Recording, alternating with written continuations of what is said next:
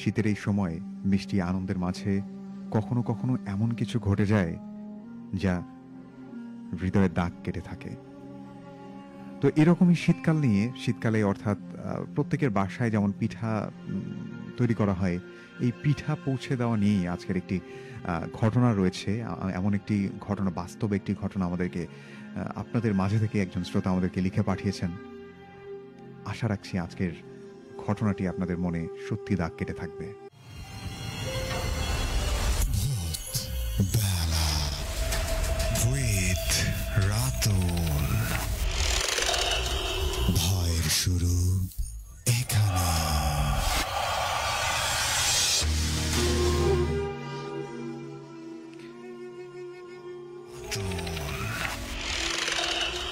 ভয়ের শুরু।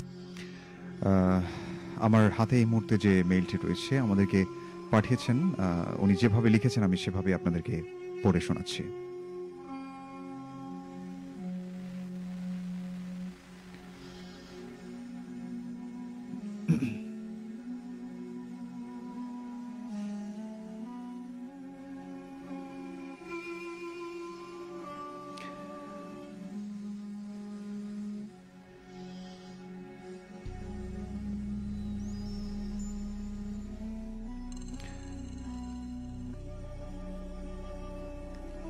আসসালামু আলাইকুম রাতুল ভাই, আমি খন্দকার মেহেদী হাসান।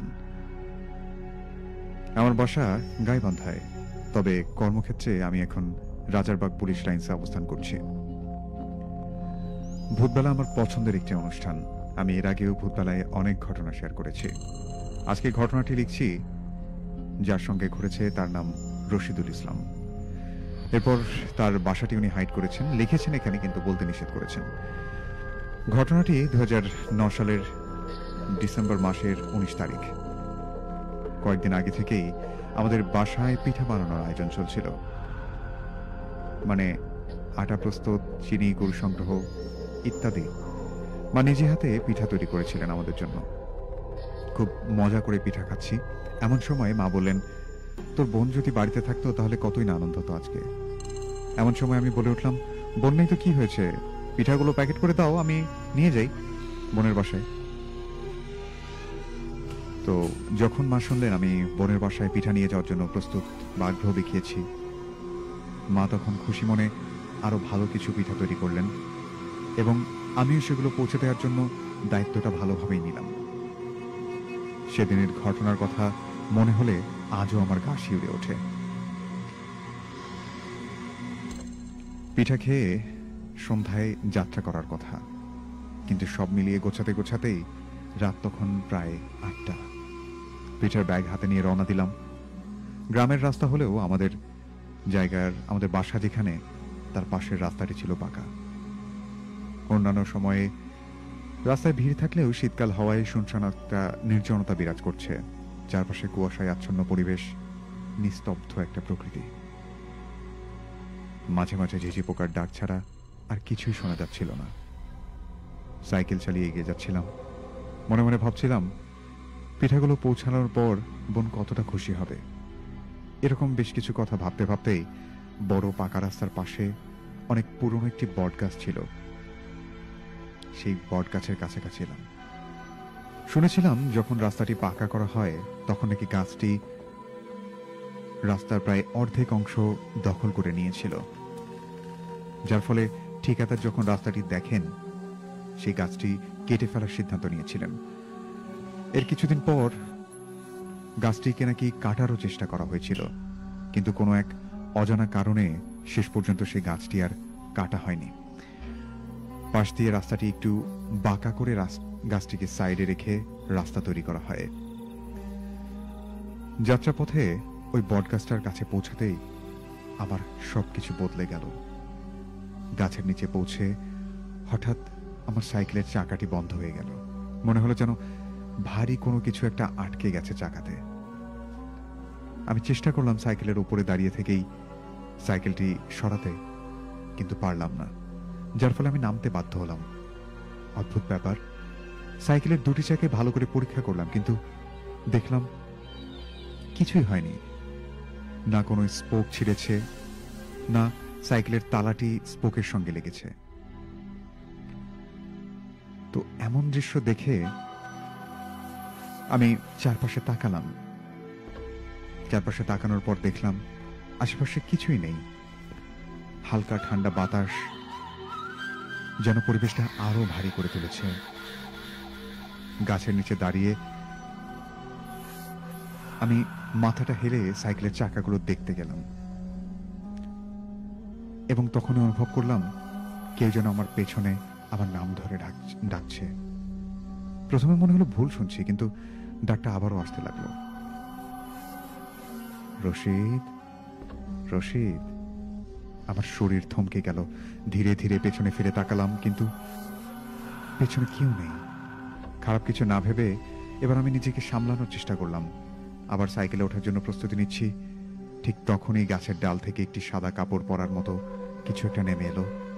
দেখতে পেলাম একটি ছায়ামূর্তি এক অদ্ভুত দৃষ্টিতে অদ্ভুতভাবে আমার দিকে তাকিয়ে আছে। মুখের কোনো চিহ্ন নেই, ছায়াটি এক দৃষ্টিতে আমার দিকে তাকিয়ে আছে। এই দৃশ্য দেখে আমার শরীর বরফের মতো জমে যাবার মতো অবস্থা।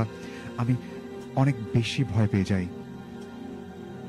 ওই জায়গায় দাঁড়িয়ে আমি যখন দেখতে পাই বস্তুটি ওর নিজের জায়গায় দাঁড়িয়ে আছে এবং ওর হাতটি শুধু আমার দিকে লম্বা হয়ে এগিয়ে আসছে,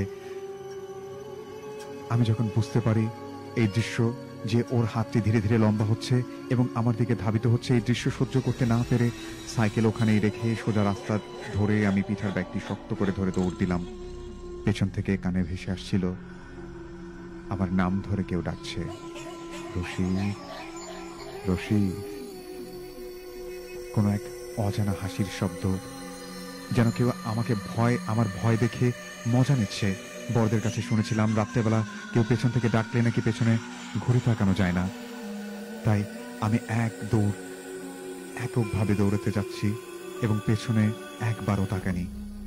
এভাবে দৌড়াতে দৌড়াতে বনের এলাকার একটা ব্রিজের কাছাকাছি আসি। ততক্ষণে আমার মন থেকে সেই ব্রিজের কাছে ওঠার আগে সেই আমার পেছনে যে গাছটির কাছাকাছি ভৌতিক ঘটনাটি ঘটেছে সেটি প্রায় ভুলতে বসেছি। এই ব্রিজ থেকে সেই গাছের দূরত্ব প্রায় 2 কিলোমিটার, কিন্তু এত দূর এসেও আমার কানে সেই হাসির আওয়াজটা পাওয়া যাচ্ছে। এই বিষয়টা আমাকে খুব চিন্তিত করে ফেলেছিল। আমি না পারছিলাম পেছনে তাকাতে, না জানতে পারছি আমার পেছনে কে, শুধুমাত্র সেই মৃদু হাসির আওয়াজ। শীতের সাথে আমার সমস্ত শরীর একেবারে ঘেমে গেছে। দৌড়াতে দৌড়াতে আমার শরীরটিও এখন ক্লান্ত। এরকম কিছু ভাবতে ভাবতেই সামান্য দূরে ব্রিজের উপরে দেখতে পেলাম কয়েকজন দাঁড়িয়ে আছে। মনে কিছুটা সাহস পেলাম। ভাবলাম তাদের সাহায্য নিয়ে বাকিটা পথ আমি বোনের বাসায় চলে যাব। 1 পা 2 পা করে ব্রিজে উঠছি, আর পেছনে যে ভয় পেয়েছি সেই ভয়টি এখন আর কাজ করছে না। যার ফলশ্রুতিতে সামনে থাকে সেই লোকগুলোকে কেন জানি আমার মনে হচ্ছে, আচ্ছা যখন ওনার মনে হয়েছে সেই গাছের কথাটি, তখন ওনার কাছে মনে হচ্ছিল যে ব্রিজের উপরে যারা যে জটলাটি উনি দেখেছেন যে মানুষগুলো, তারা আসলে মানুষ না, এমন একটি ভাবছিলেন উনি বিষয়। এই কথা ভাবতে ভাবতে আমি হাঁটার গতি কমিয়ে দিলাম। রাস্তায় কুয়াশা, তাদের থেকে আমার দূরত্ব প্রায় 10 হাত। আমি তাদেরকে ডাকতে যাব, ভাই। এমন সময় সামনে থাকা 4 জন মানুষ আমার দিকে একসঙ্গে ঘুরে তাকায়। ভয়ঙ্কর রাগান্বিত দৃষ্টি নিয়ে আমার দিকে তাকিয়ে আছে। শীতের কুয়াশার মাঝে তাদের চোখগুলো দেখে যেন মনে হচ্ছে টর্চ লাইটের আলো। এই দৃশ্য দেখে আমার শরীরে তীব্র একটা ঝাঁকুনি দিয়ে মনে হচ্ছে সমস্ত শরীরে রক্ত পায়ে নেমে যাচ্ছে। এই ব্রিজ আজকে আমার দ্বারা পার হওয়া সম্ভব নয়। তীব্র ভয় আর মানসিক চাপ নিয়ে কোনো দিকে না তাকিয়ে বোনের বাসার দিকে শরীরের সমস্ত শক্তি দিয়ে দৌড় দিলাম জমির মাঝ দিয়ে। এখান থেকে এখনো ভেসে আসছে সেই হাসির আওয়াজ, কখনো আমার নাম ধরে ডাকছে, রশিদ। শীতকাল তখন। আমন ধান কাটার পর সব জমি শুকনো থাকে। ধান কাটার পর ধানের উচ্ছিষ্ট যে নাড়া থাকে তার মাঝ দিয়ে দৌড়াতে দৌড়াতে মাঝে মধ্যে জমিতে পড়ে যাচ্ছি, আবার উঠে দাঁড়াচ্ছি আমি। এভাবেই দৌড়াতে দৌড়াতে আমার কাছে মনে হচ্ছিল বেশ কিছু মানুষ আমার পেছনে সেই জমির নাড়ার মধ্যে দিয়ে দৌড়ে দৌড়ে আসছে। সেই সাথে হাসির শব্দ আমার শক্তি আরো বাড়িয়ে দিচ্ছিল। এভাবে কতক্ষণ দৌড়েছি, আমার খেয়াল নেই, অবশেষে দৌড়াতে দৌড়াতে আমার বোনের বাড়িতে এসে পৌঁছলাম। আমার হাত পা কাঁপছে। দরজায় কড়া নাড়তে গিয়ে লক্ষ্য করলাম আমার গলা দিয়ে শব্দ বেরোচ্ছে না। প্রচন্ড জোরে আমি আমার সেই দরজায় কড়া নাড়তে থাকি। একটা সময় দরজা খুলে আমার বোন আমাকে দেখে হতবাক। আমাকে বলে, কি হয়েছে তোর, চেহারা এমন দেখাচ্ছে কেন? আমি কোনো উত্তর দিতে পারিনি, শুধু পিঠার ব্যাগটি হাতে ধরিয়ে দিয়ে সেখানেই অজ্ঞান হয়ে পড়লাম। এবং এর কিছুক্ষণ পর আমার মুখে পানি দেয়া হয় এবং তখন আমার জ্ঞান ফেরে।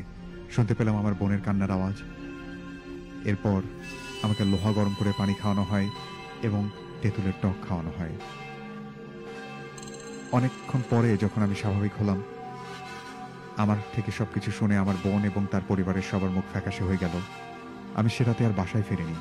পরদিন সকালে মসজিদের ইমাম সাহেবকে নিয়ে আসেন আমার তাওয়াই মশাই। উনি আমাকে দোয়া দরুদ করে শরীরে ঝাড়ফুঁক করেন এবং 7 দিন আমাকে পানি পড়া খেতে বলেন এবং বলেন, তুমি খুব ভালো করেছো, সাইকেলটা বাদে পিঠা যদি রেখে আসতে তাহলে তোমার আরো বেশি বিপদ হতে পারত, এবং যদি পিঠা রেখে আসতে তোমার উপরে সেই ভয়ঙ্কর জিনগুলো আসর করত। বিশ্বাস করেন রাতুল ভাই, সেদিনের পর থেকে আমি আর কখনো ওই বট গাছের কাছে যাইনি রাত্রেবেলা। গ্রামে এসে আমি শুনেছি ওই জায়গাটিতে নাকি অনেক ভৌতিক ঘটনা ঘটে। লোকেরা বলে যে এক বৃদ্ধ নাকি অনেক আগে সেই গাছের নিচে আত্মহত্যা করেছিল। তারপর থেকেই সেখানে এমন অদ্ভুত অদ্ভুত ঘটনা ঘটে। আজও সেই শীতকালীন পিঠা খেতে খেতে আমার সে রাতের কথা মনে পড়ে যায়। ঘটনাটি হয়তো কেউ বিশ্বাস করবে না, কিন্তু এটি আমার জীবনে সবচেয়ে ভয়ঙ্কর অভিজ্ঞতা।